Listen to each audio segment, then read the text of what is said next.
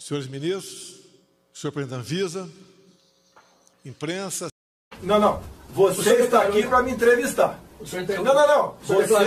Você está aqui para me entrevistar. Então vamos lá. Ou não declarou? Você quer baixar o nível da entrevista? Estou só colocando. Deixa de ser analfabeto. Isso foi em 86. O analfabeto foi da espada de um escroto que não. Se você é um escroto, você é um escroto. Se o senhor continuar você é um escroto. Folha, cala a boca, não perguntei nada. Um jornal patife e mentiroso. Está saindo, cala a boca, cala a boca. Vamos visitar a nossa feirinha da catedral. Presidente, vontade de encher tua boca com a porrada, tá? Lateral aqui. Senhores e senhoras, fomos e somos incansáveis desde o primeiro momento na luta contra a pandemia. Mas nós não podemos extrapolar na dose, porque com o desemprego aí acontecendo, a catástrofe será maior. Mais ainda, o número de pessoas que morreram de H1N1 no ano passado foram na ordem de 800 pessoas. A previsão é não chegar a essa quantidade de óbitos no tocante ao coronavírus. Presidente. Então tem certos números que temos que levar em conta. E essas crises,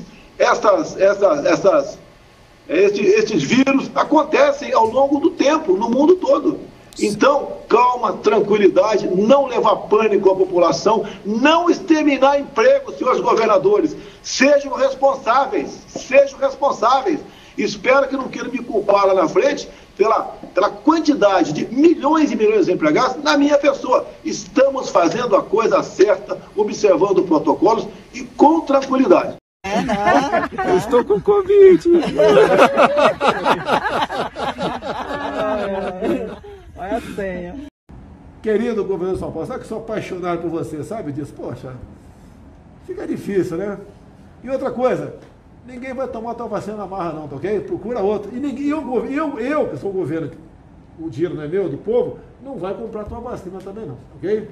Procura outro para pagar a tua vacina aí. Desde o início do resgate de brasileiros que estavam em Wuhan, na China, fomos um exemplo para o mundo. Achou que queria votar contra o PT de Lula e que achou que valia tudo e que qualquer coisa servia e que qualquer um servia desde que apiasse o PT do poder. E o resultado está à vista. Quando cai o Covid no Brasil, um país altamente vulnerável a este vírus, o Brasil é dirigido pelo incompetente absoluto, pelo homem que não apenas é incompetente do ponto de vista político, como é incompetente do ponto de vista humano. E essa gente, esses que tinham obrigação, porque havia outras escolhas entre o PT e Bolsonaro, havia outras escolhas na lista eleitoral, essa gente é moralmente responsável pelo que está a acontecer no Brasil neste momento. Brazil has the second highest coronavirus death toll in the world, and the country is struggling with a new variant of the virus and a devastating second wave. Manaus in the Amazon rainforest is at the epicenter. It's where the new strain was found. Its hospitals can hardly cope. Brazil has started vaccinating people, but any relief from this virus feels a very long way off. From Manaus, here's our South America correspondent, Katie Watson. Eu acho que foi uma bomba que explodiu, né? Tá sendo muito grave, né? Tá um caos, né? Uma zona de guerra, Manaus, faltando um produto básico, é o oxigênio. Meu amigo morreu. Não tem necessidade, ele morreu sem necessidade de asfixiado.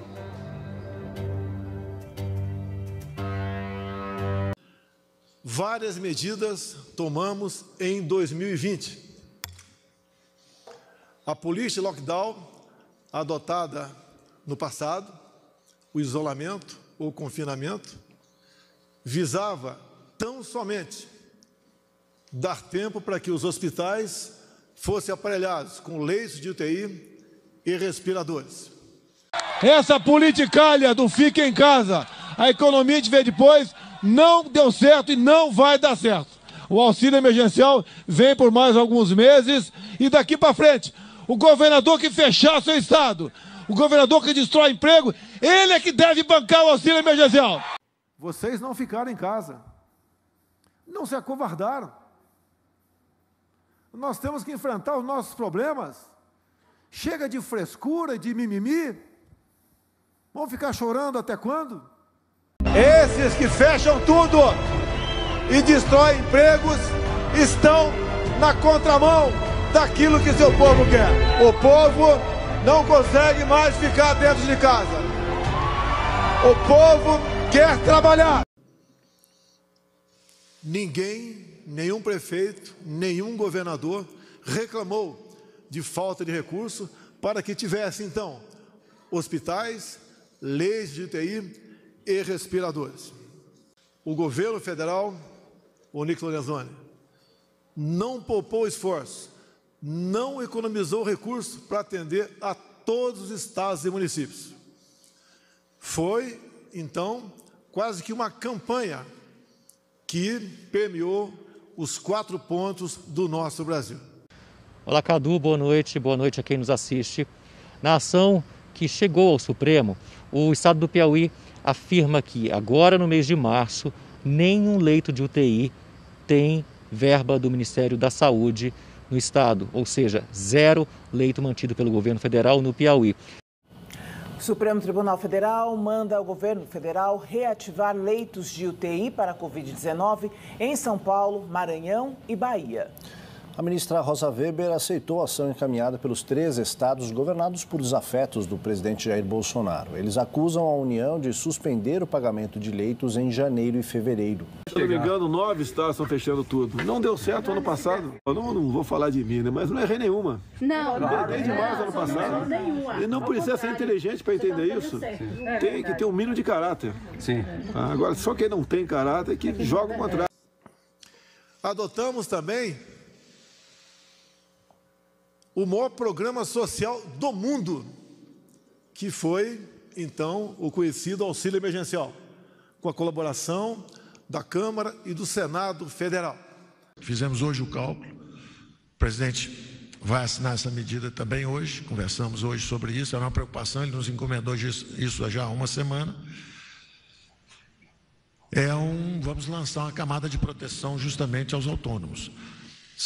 Nós vamos lançar praticamente em torno do Bolsa Família também, R$200, são 2 cestas básicas. Então, pelo menos você assegura a manutenção de quem também está sendo vítima do impacto econômico da crise. Se o povo saiu da rua, não tem mais ninguém tomando um táxi, o chofer de táxi pode passar numa Caixa Econômica Federal ou no INSS. Nós vamos estender 2 ou 3 possibilidades, mais próximo ou virtualmente, né, até para evitar o contato físico. E essas pessoas que estão hoje absolutamente desassistidas, eles estão no cadastro, que nós chamamos de cadastro único. Eles não estão no Bolsa Família, eles não recebem BPC, eles não recebem nada de ninguém. É uma turma valente que está sobrevivendo sem a ajuda do Estado sempre, e de repente eles são atingidos agora. E eles precisam ter pelo menos os recursos para manutenção básica. Então, isso nós estamos aprovando hoje, são 5 bilhões praticamente por mês, 3 meses seguidos são 15 bilhões. Isso é o espaço fiscal, começamos a usar esse espaço fiscal. O presidente da Câmara dos Deputados, Rodrigo Maia, disse há pouco que os parlamentares são a favor de um auxílio emergencial de R$500 para trabalhadores informais durante a crise do coronavírus. Quem tem as informações ao vivo é o Alessandro Saturno, de Brasília. Boa tarde para você, Alessandro. Olá, Leandro. Boa tarde para você, boa tarde a todos. Olha, os parlamentares eles devem se reunir para discutir esse valor amanhã numa sessão que está prevista para acontecer no Congresso Nacional. Rodrigo Maia afirmou o seguinte: para enfrentar essa crise é preciso repensar esse impacto fiscal. Ele voltou a defender o isolamento social conforme recomendação da Organização Mundial de Saúde e recomendou que o presidente Jair Bolsonaro convoque uma reunião com os representantes dos demais poderes justamente para ter diálogo neste momento que, segundo ele, é bastante delicado. Leandro, é com você. No dia de hoje, anunciaremos também a sanção do projeto do auxílio emergencial, onde 54 milhões de pessoas serão atingidas, a um custo de aproximadamente 98 bilhões de reais para o Tesouro. É aquele auxílio de R$600 por 3 meses, podendo chegar a R$1.200. Atendemos, em especial, aqueles conhecidos como invisíveis, cujo número ultrapassou a casa de 60 milhões de beneficiários. Num primeiro momento, 5 meses de R$600, e depois mais 4 meses de R$300. Não desamparamos o povo brasileiro. Repito, não se tem notícia no mundo de um projeto social de tamanha envergadura. O governo Bolsonaro gastou em 2020 quase 322 bilhões com auxílio emergencial, porém este não é o maior do mundo, pois os Estados Unidos foram 1 trilhão e 900 bilhões de dólares, o que daria em reais mais de 8 trilhões de reais. Assim, Bolsonaro mente mais uma vez. Eu estou com Covid. Olha a senha.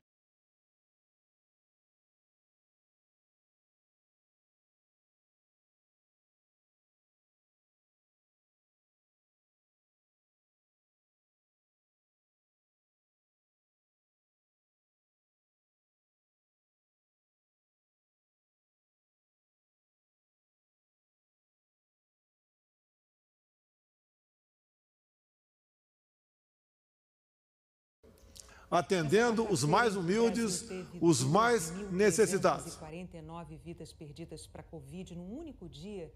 Nós vamos encerrar essa edição relembrando um momento dessa pandemia em que o vírus ainda era chamado de novo coronavírus. As pessoas chamavam a doença que ele causa sempre com um sobrenome numérico, era a Covid-19. E o total acumulado de vítimas até então é o que a pandemia mata hoje em menos de 4 dias. Você já nem deve lembrar, mas na quinta passada eram 5.901 mortos. Os números vão aumentando desse jeito, cada vez mais rápido, vão dando saltos. E vai todo mundo se acostumando, porque são números. Um número muito grande de mortes, de repente, num desastre, sempre assusta. As pessoas levam um baque. Morreram mais de 250 pessoas em Brumadinho. É uma tragédia. Nos Estados Unidos, em 2001, morreram quase 3.000 nos atentados do 11 de setembro. 3.000, assim, de repente. Mas quando as mortes vão se acumulando ao longo de dias e de semanas, como acontece agora na pandemia, esse baque se dilui e as pessoas vão perdendo a noção do que seja isso. 8.000 vidas acabaram. Eram vidas de pessoas, amadas por outras pessoas, pais, filhos, irmãos, amigos, conhecidos. Aí o luto dessas tantas famílias vai ficando só para elas, porque as outras pessoas já não têm nem como refletir sobre a gravidade dessas mortes todas, que vão se acumulando todo dia, todo dia. Hoje são 8.500, amanhã a gente não sabe. Quando é assim, o baque só acontece quando quem morre é um parente, um amigo, um vizinho ou uma pessoa famosa. Em maio do ano passado, quando estavam em luto as famílias de 8.500 brasileiros, o Jornal Nacional já fazia um apelo para que as pessoas não fossem tratadas como números. É um apelo que se torna ainda mais necessário hoje, quando o Brasil registrou 2.349 mortes num único dia. Mas a Covid pode provocar mais de 200 mil mortes, presidente, no país. Qual país? No Brasil, se tiver o mesmo... 200 mil? Sim, porque se for 1% da população que pegar e fizer o cálculo da projeção... No mundo todo chega umas 20 mil, se eu não me engano. Eu queria que fosse zero. 200 mil. Eu estou com Covid.